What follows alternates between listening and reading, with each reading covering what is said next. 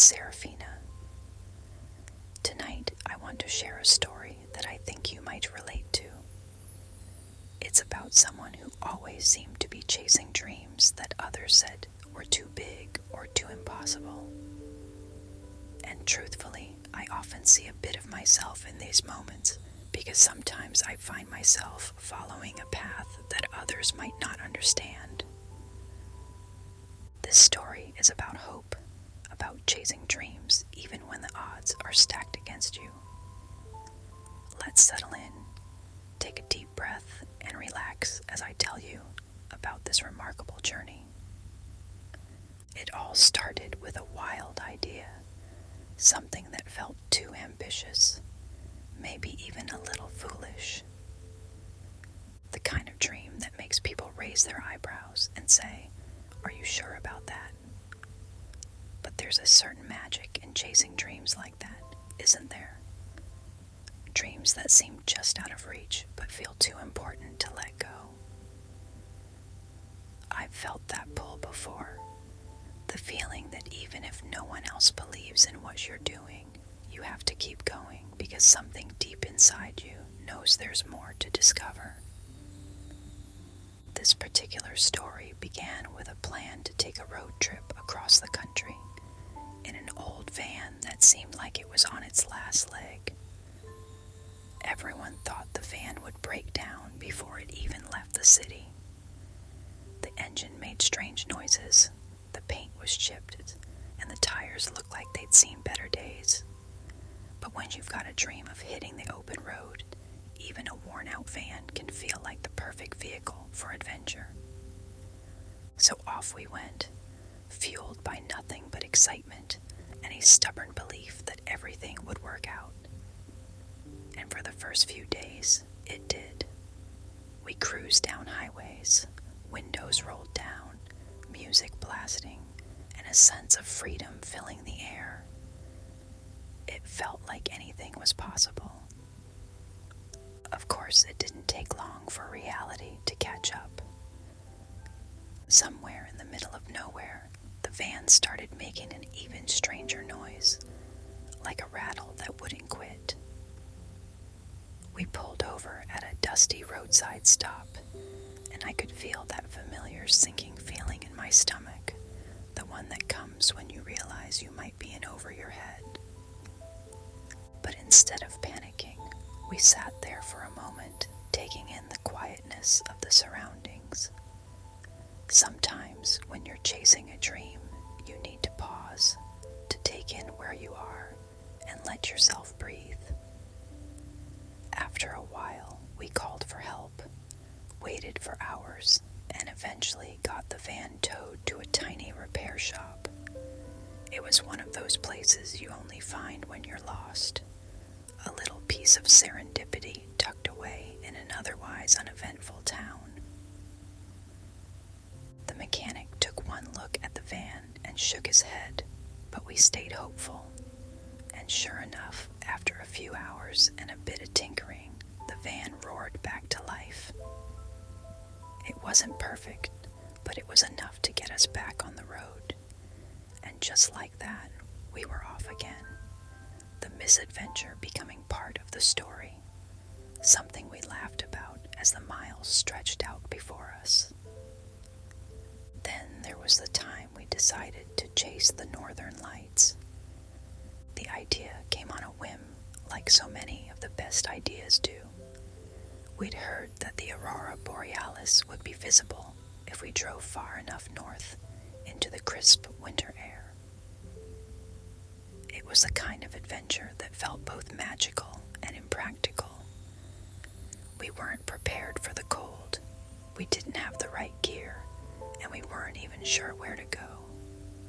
But that didn't stop us.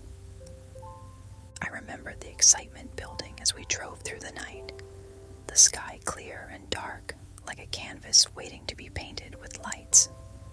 We had no map, no real plan, just a vague idea of heading north.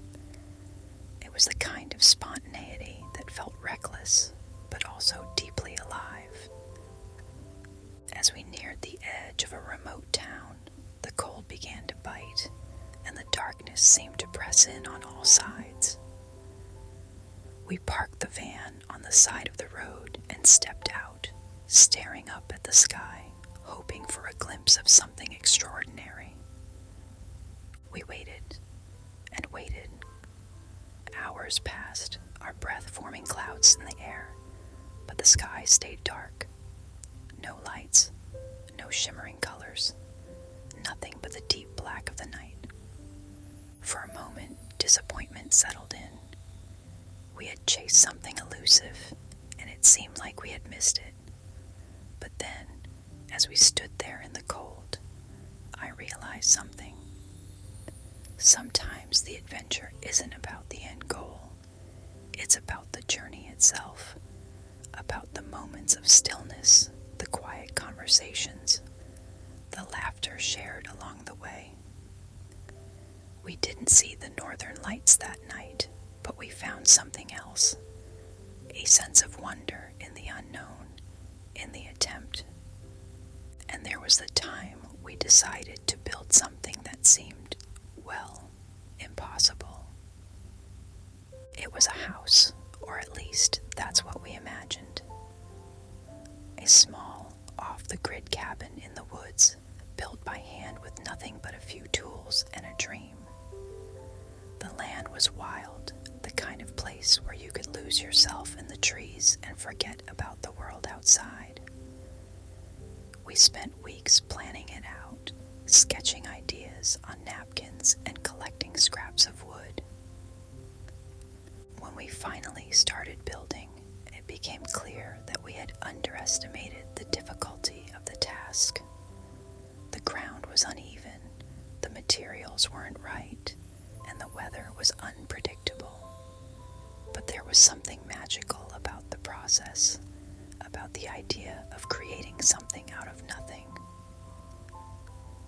We spent long days hammering nails, cutting wood, and laughing at our mistakes. And when the cabin finally started to take shape, it wasn't perfect. It leaned a little to one side. The roof wasn't quite straight, and the door creaked. But it was ours. It was the product of a dream, of hard work, of believing that we could build something with our own hands, even when we didn't quite know how. I think what I've learned from all these experiences is that the beauty of chasing dreams lies not in the success, but in the act of believing. It's easy to let doubt creep in, to let practicality win out over hope. But sometimes when you let yourself get lost in the adventure, when you embrace the missteps and the detours, you find something even more valuable than the original dream. You find resilience, you find joy in the unexpected, and you find a part of yourself that's willing to keep going, even when others might give up. So whether it's a road trip in a broken down van, a failed attempt to see the northern lights, or building a cabin with your own two hands, the adventure isn't really about the end result. It's about the moments in between, the laughter, the misadventures, and the quiet satisfaction of knowing that you tried. Take a deep breath in and let it out. Thank you for spending this time with me tonight. I hope this story brought you a sense of peace and maybe even a little inspiration to keep dreaming, no matter how impossible those dreams might seem. Sometimes the best adventures are the ones that don't go as planned. Until next time, sweet dreams, lovely friend. Good night, Seraphina.